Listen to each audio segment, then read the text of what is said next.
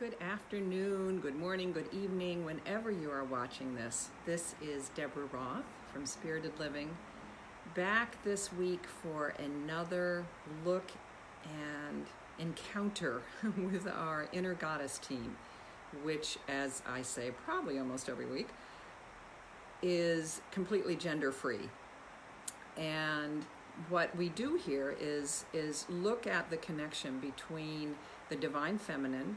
We look at ways that we can embody the divine feminine wisdom, all the qualities that represent the positive feminine, and how that's represented by the archetype of all the different goddesses, the thousands of goddesses from around the world in every tradition and every culture.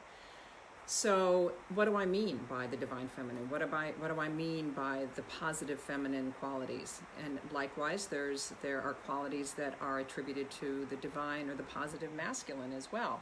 We need them all. What's happened, of course, in the last several millennia is that the patriarchy has really brought us to a place where we focused mostly on the masculine traits, starting to balance out. It's got a long way to go, but the masculine traits of being rational and logical and strategizing and full steam ahead, very active, which of course we need that to get anything done. And of course we need that to really keep ourselves on track. And strength and assertiveness.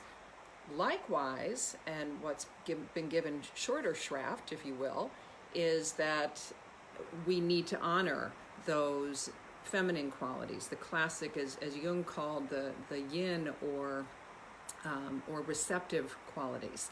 And those are compassion and sensitivity, honoring our intuition, honoring our emotions, and really the deep dive into self-awareness so that we understand ourselves better. Honoring our bodies, that's such a huge thing, especially for women, but certainly for men, in ways that we don't objectify others or ourselves, and through our bodies honoring our connection with nature, which is so part and parcel. It's maybe a more spiritual way to talk about climate change, but if we are not honoring our bodies and through our natural connection to nature, then the planet will cease to exist if we're not taking care of the earth. And I look at those as embodied. Our connection to the earth embodied through the four elements, the four classic elements from Greek wisdom, which is fire, water, air, and earth. So, for all of that, for context, I invite you to look within yourself and see where that balance, that yin-yang balance appears in you. And what I do here each week, and you can go to my YouTube channel to see all the ones that are there. Goddess of One, it's called. Subscribe there if what you hear today, or if you're returning, it's great to have you back. What I do every week is to highlight a different goddess as a representation of some of these different qualities that we're talking about. So I invite you to come with me as we venture into the desert, into the deserts of Egypt. And that is to discover Sekhmet. Now, only a few weeks ago, I talked about Selket, maybe 2 or 3 weeks ago, maybe. So check that out. This is Sekhmet, which is she's probably better known. She's the lion-headed goddess, and I'm bringing her in today.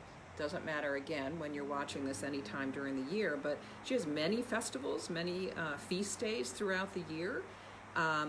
But 2 of them happen to be November 20th and November 24th. November 20th was the day of Sekhmet, which we've just passed, and the purifying flame. The day of to give offerings to Sekhmet is actually on November 24th. That said, and you can look up, her festival days happen throughout the year. Her energy, which is very much about this solar, full steam ahead, kind of, positive masculine energy, which, like anything, can tip over into the toxic side. There's toxic feminine energy as well as, submissiveness and being a doormat, as much as there is toxic masculine energy. So where we want to embrace Sekhmet is in this energy of declaring what you need, of being fierce and powerful and empowered and strong in declaring what you need. So she was, and I'll give you a little bit of her mythology.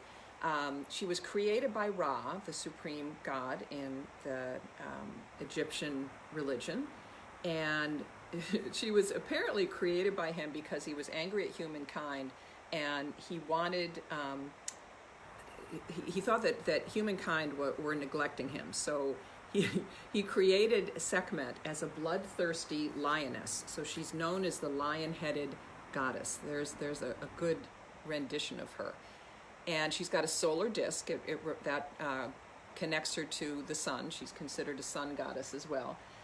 And she was, he created her to instill fear in these ridiculous mortals who were not worshiping him enough, and made her bloodthirsty to the point where sometimes he couldn't control her. And when she would she went off on a rage at one point, and was killing people, and was, she took the bloodthirstiness way too far. And he set aside an offering of her for beer mixed with pomegranate juice, which she took, the myth goes, she drank because she thought it was human blood, became drunk, and then she calmed down. So that's the kind of toxic expression of anger or rage that we are not aiming for. But what we can claim, and where I invite you to really focus on her this week on Sekhmet, on what she's doing now, is think about where in your life you need to make a fierce declaration of independence, of getting your needs met, whatever that looks like. I'd love to hear about them. Definitely always leave something in the comments about it. Now, she may not be part of your, a natural part of your inner goddess team.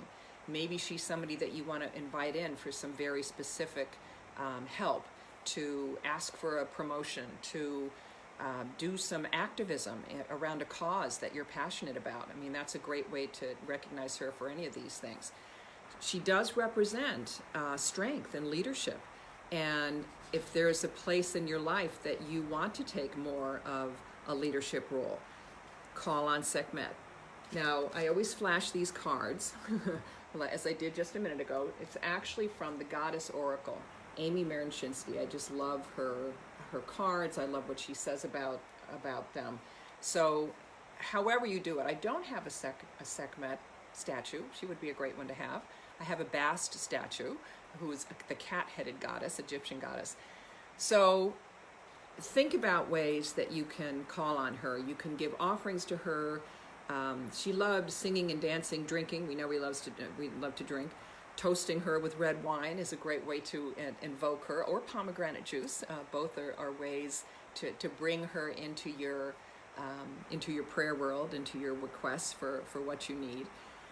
Any kind of singing, music, all of that kind of stuff is what she's, how you can bring her in. And you'll bring her in because you really want to ferociously defend someone or something, that you want to be an authority. All of those strength and leadership qualities. Think about where in your life you want to take that stand. Where do you want to put on her mantle of ferocious power? Maybe put on her mantle, with her sun crown, her disc. She's often shown with the disc, with the blazing red of sun, which I didn't wear red today. Should have probably, but I do have some gold, which is also a good sun color. So, and interestingly, with all of that emphasis on strength and power and ferocity, she's also considered the patron of healing and healers. So another way that you can draw on her energy, on her wisdom, is to call on her help for any healing within your family. If there's any illness in your family, maybe support any doctors, nurses, healers in your life. That's another way to honor her. And think about, as you do that, how is it that you want to create a relationship, whether she becomes a permanent part of the divinely feminine qualities that you want to embrace, a permanent part of your inner goddess team, I actually know several women who's she's like a primary goddess for. Think about how you want to bring her in that way. Let's see. You know what? I'll read you. I'm trying to decide what other little thing I want to end with. I've given you all the things that I generally like to say about her, about the goddesses. I love some of the prayers that Amy Marinshinsky includes when she's talking about the goddesses in her Goddess Oracle. This one speaks very strongly to her fierceness and really owning in that fierceness to not be afraid. Sometimes as women, we're taught or we're told that when we're angry or when we declare what we need with righteous indignation, that we're being a hysterical female. Scratch that. This is really, we can call on Sekhmet when we want to really own our anger in really powerful, directed, righteous ways. So I'll leave you with this invocation for Sekhmet. I burn and fume and shoot daggers from my eyes. I erupt and roar like the lion, remember. Though you haven't pulled my tail, my edges are sharp and I cut deep. My energy is strong and fierce, and my displeasure needs to be expressed. Though sometimes mild, I can be very intense. Once incited, I am difficult to put down. I am always appropriate, always needed. Don't try to get rid of me. I need to be acknowledged and heard. I am anger. So embrace that power, embrace that ferocity in whatever area of your life you need it most. And I'd love to hear what happens when you do that. Hear your stories about how you embrace, how you embody this powerful, powerful Sekhmet energy. Let me know in the comments and look forward to seeing you next week. Bye for now. Namaste.